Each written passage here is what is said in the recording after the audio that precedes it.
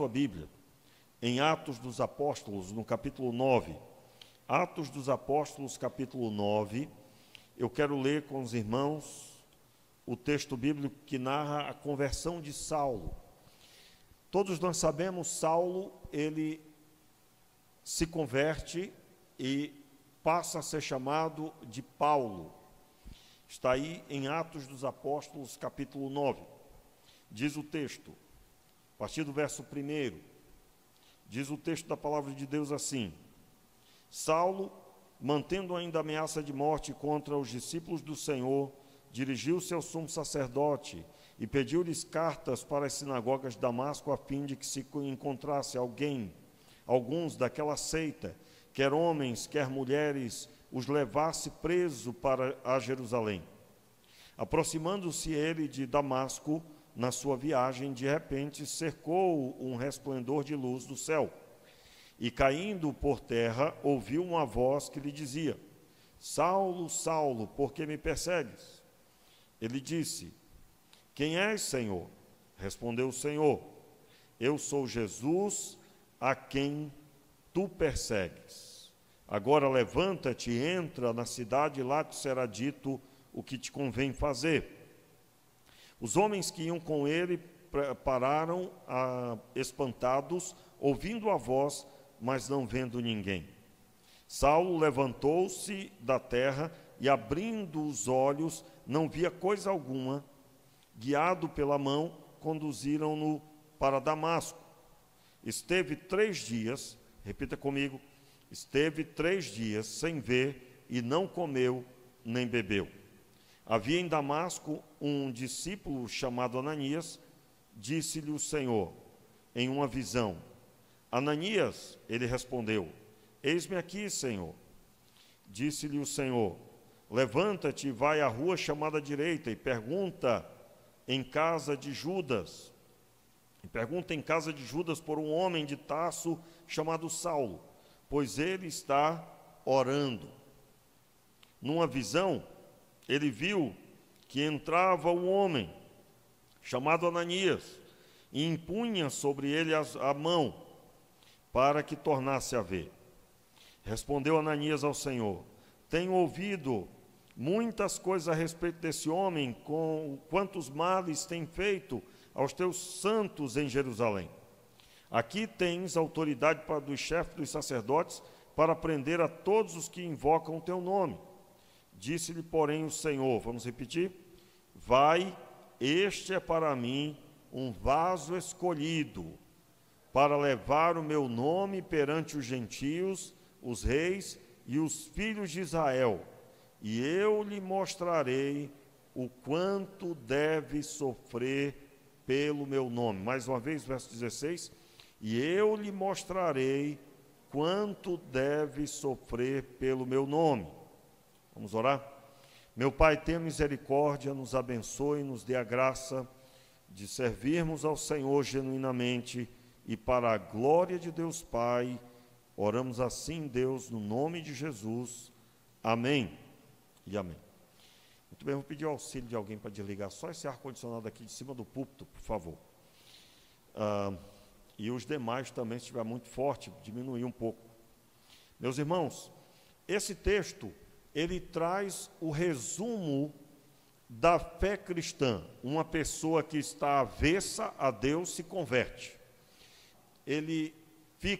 O texto é bem rico, né? Porque fica cego. Ele fica cego e certamente um servo de Deus, e ele então recebe a visita de Ananias, que era um discípulo do Senhor já experiente. Isso está no trecho seguinte. Ele é sarado, caem dos seus olhos como que escamas, e ele passa a enxergar. Agora, esse homem, ele está sarado, curado, e ao texto dá entendimento que ele é cheio do Espírito Santo também. Mas há uma observação no texto. O versículo 16 que nós lemos, diz, versículo 15, né? Disse-lhe, porém, o Senhor: Vai, este é para mim um vaso escolhido. Saulo é um vaso escolhido. Para quê? Restante do versículo: Para levar o meu nome perante os gentios, os reis e os filhos de Israel. Para levar o quê? Para levar o meu nome. Note aí, levar o meu nome. Meus irmãos, nesse texto nós temos a identidade do crente.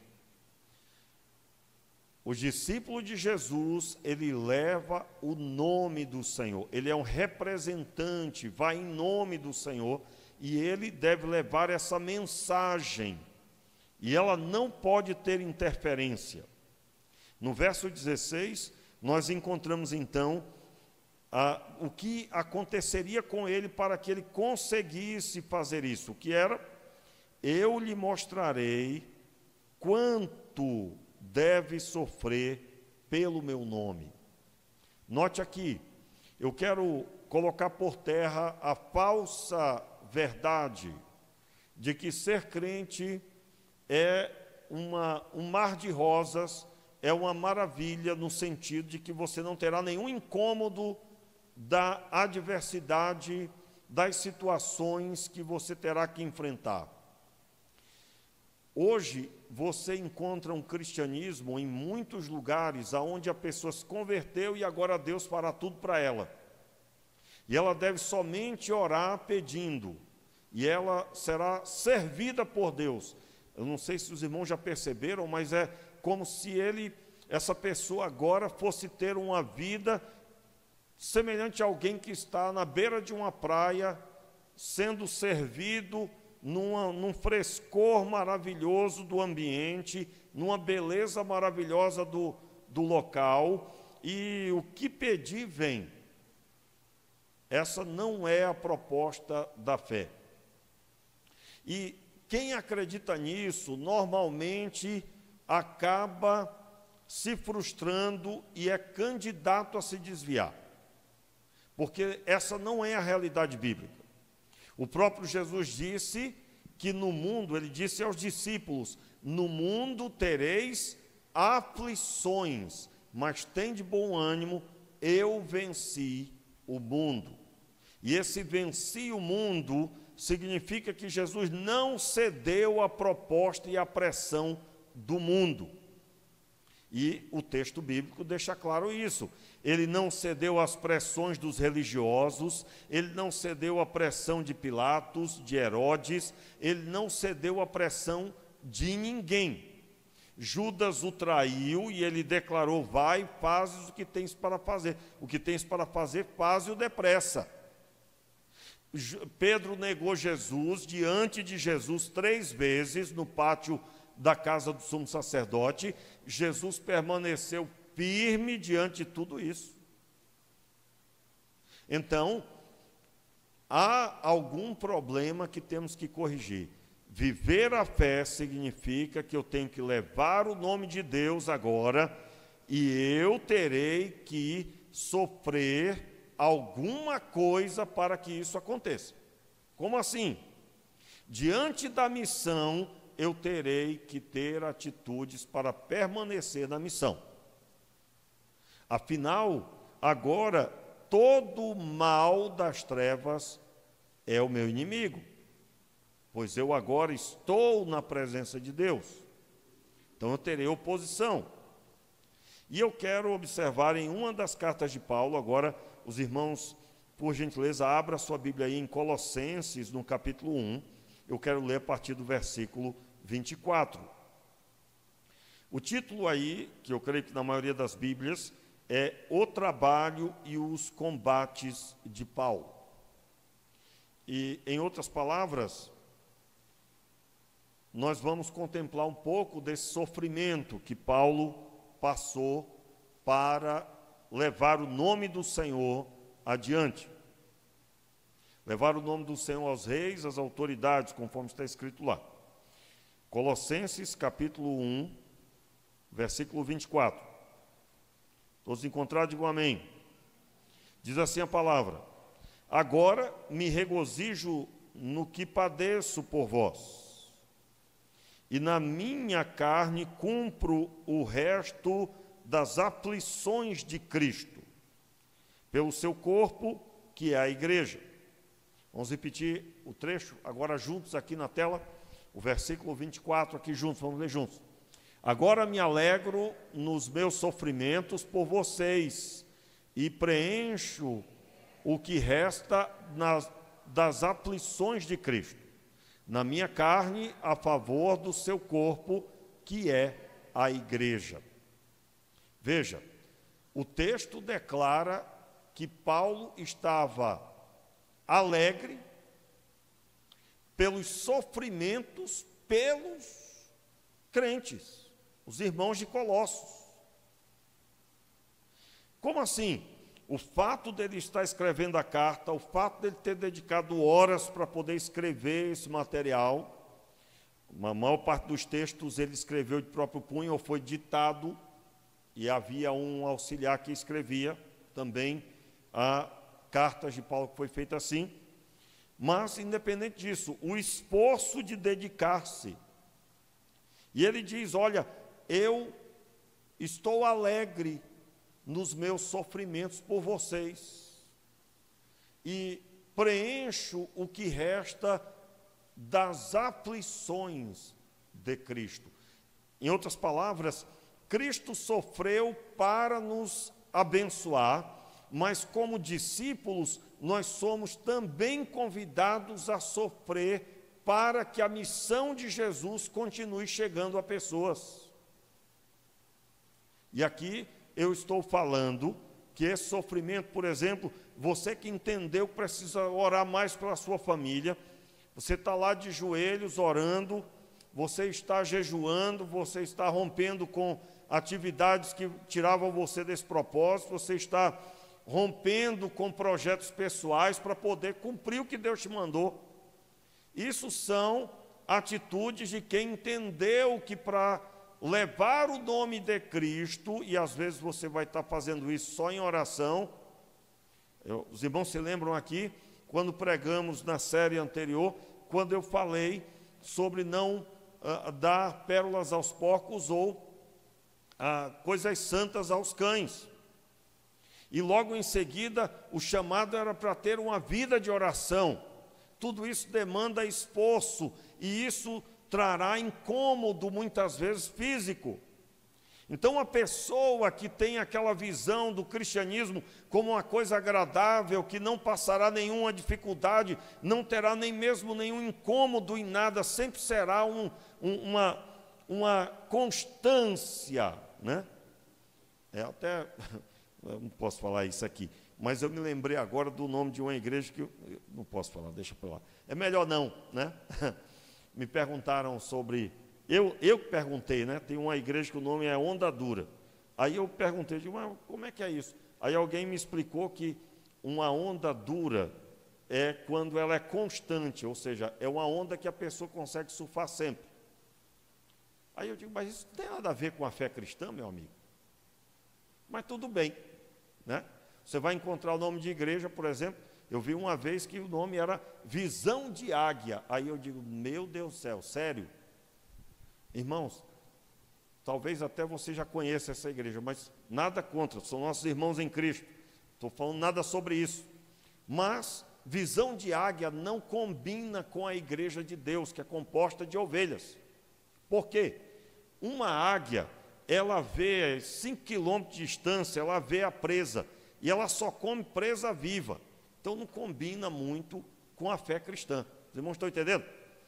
Porque a visão de águia está endereçada para a caça. Aí alguém diz, não, pastor, é porque a gente é crente, está caçando, né? Nós estamos caçando novos crentes e tal. Irmãos, não vai dar muito certo. Aliás, irmãos, uma vez eu fui a um congresso de homens, né? Eu saí de lá escandalizado. Por quê? Porque um determinado pregador, que era o pregador principal, falou que ele seria o líder de uma matilha.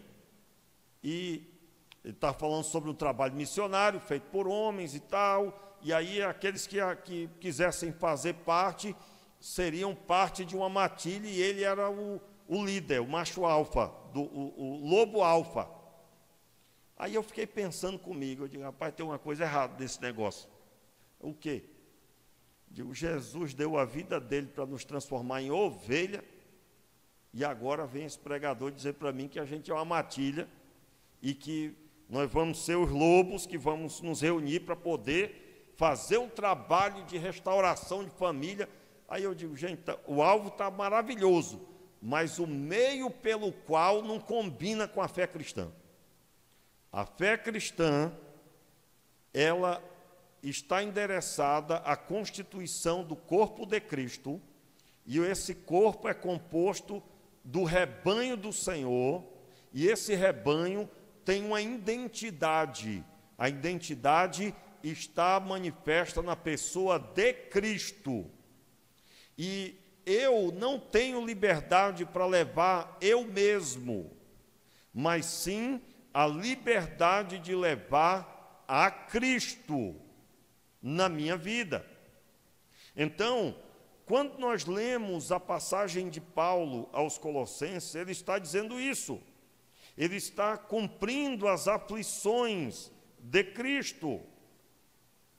E o verso 25, acompanhe. Eu fui feito o seu ministro segundo a responsabilidade que me foi concedida para convosco, para cumprir a palavra de Deus. Note aqui, Paulo está dizendo que há um compromisso, uma responsabilidade para exercer para com a vida deles. Verso 26, o mistério que esteve oculto durante séculos e gerações e que agora foi manifesto aos seus santos. Que mistério é esse? O evangelho da salvação. A salvação que foi manifesta por meio do seu Filho Jesus Cristo, foi revelada a eles. E essa manifestação é feita através de pessoas. E as pessoas é que vão cumprir esse chamado. Versículo 27. A eles Deus quis fazer conhecer quais são as riquezas da glória desse mistério entre os gentios, que é Cristo, em vós a esperança da glória. Note aí, que é Cristo em vós a esperança da glória. Irmãos, eu quero aqui reforçar isso. Nós podemos distribuir Bíblias para todas as pessoas, isso é muito bom, que maravilha, bênção. Mas o grande alvo da Bíblia existir é a conversão de pessoas que, ao se converterem, entenderam que agora tem uma missão de levar a Cristo manifesto em suas vidas, Cristo habitando em você, para os reis, para as autoridades, aí eu estou parafraseando com a missão de Paulo, e nessa missão haverá barreiras, haverá dificuldades, e essa pessoa está disposta a romper com todas elas. Ela vai cumprir a missão. Muito bem. Então, o texto declara: Cristo em vós a esperança da glória. O que eu quero dizer nesse texto é que o grande projeto, maior do que ter a Bíblia na mão somente, porque a Bíblia na mão nem sempre resolve, é ou não é? Nem sempre resolve. Mas sim, Cristo em vós a esperança da glória, ou seja, se Cristo está em vós, as pessoas vão olhar e vão respeitar, ainda que não agora, né? Eu me lembro quando eu me converti, eu ouvi durante, eu acho que mais de um ano, pessoas que me conheciam dizer: está se escondendo de trás da Bíblia. Uma frase comum. Só que passou um ano, 2, 3, 4, 5, 6, e eu estava em Cristo e estou até hoje. Eu conto sempre essa história aqui, né? Eu tinha uma tia, essa tia ainda está viva, e ela perguntava: menino, tu ainda está na igreja? Aí eu era novo na fé, eu digo: estou, tia. O ano seguinte, meu irmão, aquela reunião de família, que todo ano tem alguma, né? E aí ela perguntou de novo, ela perguntava no meio de todo mundo, da frente de todo mundo, estava assim, uma distância assim, daqui para o fundo da igreja: menino, tu ainda está na igreja? Rapaz, essa minha tia, eu vou te falar. E aí eu respondia: estou, tia. Meu irmão, lá pelo 3º ou foi o 4º ano, ela perguntou de novo. Aí eu disse para ela: tia, pode voltar o ano que vem, o outro, e eu estarei em Cristo. Se passaram já pelo menos 28 anos que isso aconteceu. Eu nunca me desviei, já passei todo tipo de luta, meu amigo, todo tipo de aperto no reino, na caminhada, mas nunca me desviei. Que o Senhor Deus tenha misericórdia de mim e me conserve assim. O que eu quero dizer é que o que faz a diferença é permanecermos no centro da vontade de Deus e Cristo habitar na nossa vida. Eu preciso dia e noite almejar que Ele manifeste o seu poder, transformando minha vida, transformando meu coração, realizando em mim a sua vontade. Cristo em vós, a esperança da glória. Como assim a esperança da glória? Glória significa a manifestação do Senhor. É a esperança da glória porque Cristo em vós é o meio pelo qual o Senhor vai manifestar a sua glória. E aqui manifestar a glória, muitas vezes é manifestando um novo coração que agora perdoa, quando antes era um coração ferido e magoava e feria outros. A esperança da glória, porque Cristo está em vós, a certeza de que o Senhor se manifestará. Verso 28. A Ele anunciamos e admoestamos e ensinando a todo homem, em toda sabedoria, para que apresentemos todo homem perfeito em Cristo. Irmãos, olha mais uma vez aqui a palavra perfeito. Perfeito. Meu irmão, em nome de Jesus, preste atenção aqui, preste atenção. Isso é muito sério.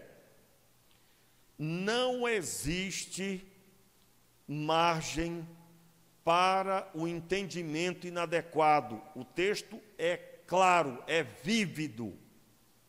Eu tenho que olhar para Jesus e encher os meus olhos com Jesus. Não há espaço para o eu, não há espaço para a minha velha vida. Se você vive de qualquer jeito a vida cristã, pare com isso agora. Por quê? Porque Cristo habitar em você significa que você está vivendo como genuíno discípulo de Jesus.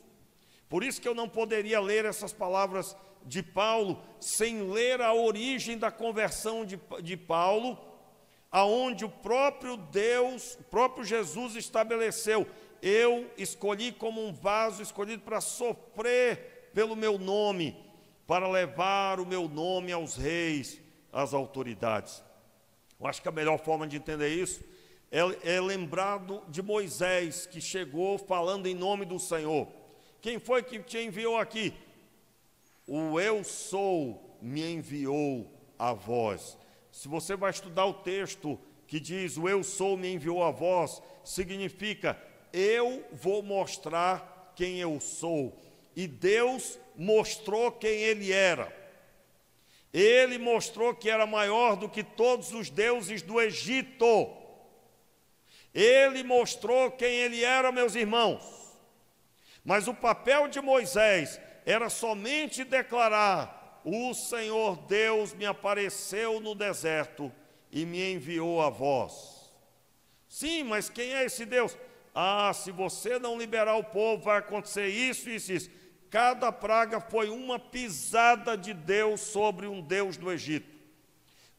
Deus das moscas, quando Ele enviou as moscas, eles estavam contemplando que quem comandava tudo é o Senhor e não eles com os seus deuses. O Deus sapo, tinha um Deus com a cabeça de sapo. Quando as rãs foram lançadas, quem comandou as rãs foi Deus. Deus estava dizendo para o Egito: quem ordena sobre elas sou eu, não vocês. Então, até hoje, Deus, e principalmente agora, por meio do seu Filho, Ele quer mostrar quem Ele é. mas é mostrar através da transformação da nossa vida. Cristo em vós, a esperança da glória.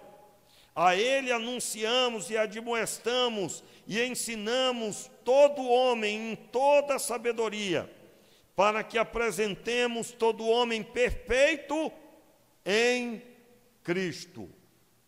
Em outras palavras, nós estamos falando, meu irmão, de alguém que olha para Cristo e quer andar como Cristo andou e quer viver como Cristo viveu, e não há espaço para carnalidade, pecado, para tudo quanto é coisa pessoal que não tem nada a ver com Cristo. Então, todas as mazelas, todas as coisas esquisitas, elas têm que ser lançadas fora, porque o chamado é para ser homem perfeito em Cristo. Lembra da perfeição que falamos no começo, quando falamos sobre dízimos e ofertas? Ser perfeito, seja totalmente entregue, seja sem falha, não seja somente uma parte da obediência, mas seja totalmente obediente. Meu irmão, é muito simples. Nos negócios você vai encontrar a seguinte fala. Isso aí é dito pelos orientadores profissionais da área da administração. Você tem um negócio, você não pode ter a visão daquele negócio pequeno, você tem que ter um alvo alto. Por quê? Porque se você não estabelecer um alvo alto, você vai alcançar só 30% daquilo. Se o alvo for pequeno, então 30% do que é pequeno é nada. O que a Bíblia está dizendo é que os 100% que você tem que buscar se chama Cristo Jesus. Por isso, meus irmãos, que tem um só Colossenses, mas tem 4 evangelhos. E as cartas de Paulo, na verdade, estão esmiuçando quem é Jesus, mas são 4 evangelhos cumprindo a amostra do que ele fez, do que ele ensinou, do que ele viveu. E por fim, verso 29, para isso também trabalho, combatendo segundo a sua eficácia, que opera em mim poderosamente. Combatendo a sua eficácia, para isso também trabalho, combatendo segundo a sua eficácia, que opera em mim poderosamente. Ou seja, Paulo está dizendo, essa obra que eu estou pregando, ela está plenamente em andamento na minha vida. Como ela pode estar em andamento na nossa vida? Meus irmãos, é que nem a conduta cristã do seu dia a dia. Você está aqui diante de algo e na sua mente você pecou. Você pecou, você pensou em perder a cabeça com alguém, pensou em fazer o mal com alguém. Ali você estrangula aquele pensamento e já se apresenta diante de Deus no pensamento. Senhor, tem misericórdia, como é que eu penso um negócio desse? Eu declaro que amo o fulano de tal em Cristo e está repreendido isso na minha vida, e você então declara que você é servo de Deus, e você então declara em oração, Senhor, me perdoe por tal pensamento. Então ali você está caminhando em santidade. Caminhar em santidade é saber que eu não fui chamado para viver o que eu sou, mas fui chamado para viver o que Cristo foi. O que eu sou de nascença é o pecado, mas o que Cristo foi e eu me tornei discípulo é o meu alvo, é o meu foco. Não há liberdade para outra coisa. E, meus irmãos, eu quero deixar claro, há tanta infidelidade em tantos lugares, que uma mensagem como essa é tida como um absurdo em muitos lugares. Como assim absurdo? Você vai encontrar pregadores e pessoas buscando essa pregação, que é mais ou menos isso. Pastor, ninguém é perfeito, pastor. Ninguém pode viver desse jeito que o senhor está dizendo. Meu irmão, a Bíblia está dizendo que isso é a verdade. E se você tem dúvida, pode repreender em nome de Jesus, porque a dúvida já é a queda. Você lembra daquela ilustração de que Satanás estava quietinho do lado do muro, e tinha um homem em cima do muro, do outro lado tinha todos os heróis da fé, dizendo para a pessoa pular para o lado deles. E do outro lado era Satanás, seus demônios, mas todos eles calados, e a pessoa em cima do muro, olhando para um lado e para o outro. E a pessoa perguntou para Satanás: por que você não está pedindo para me pular para aí, para mim para aí?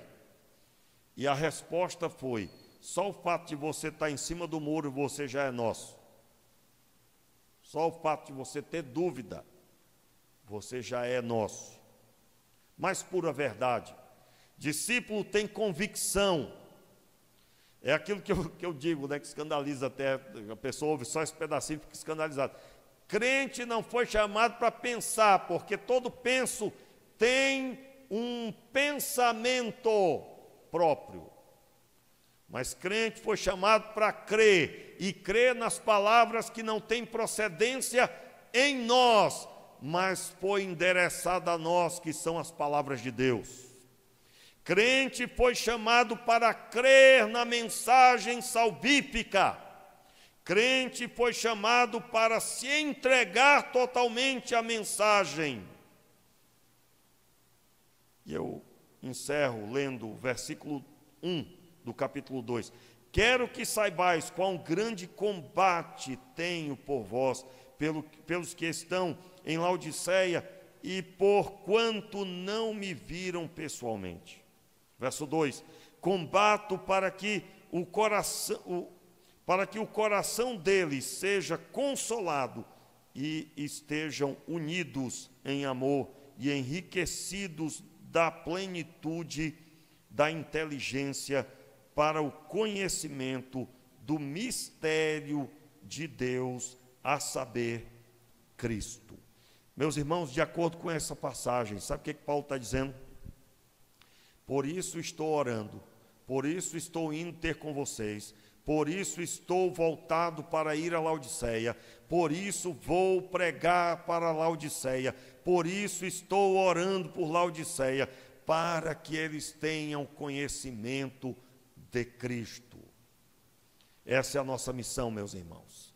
Então, a mensagem de Deus para você hoje, eu, em rápidas palavras, trouxe aqui um rápido apanhado de que nós fomos convertidos como Paulo foi, e nós fomos convertidos para levar o nome de Cristo e para sofrer pelo seu nome, e sofrer pelo seu nome significa que eu estarei disposto a passar toda a barreira para viver a fé, para caminhar em triunfo, para andar em santidade, para servir a Deus e andar totalmente entregue, sem falha.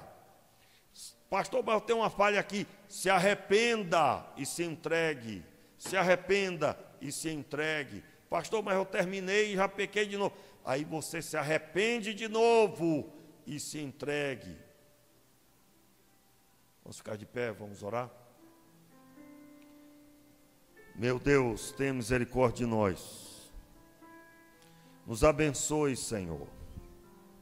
Nos dê o entendimento para vivermos a fé, Senhor. Traz o quebrantamento necessário ao nosso coração, Senhor. E que o Senhor nos dê capacidade de levarmos o Teu nome às pessoas e andarmos conforme a palavra do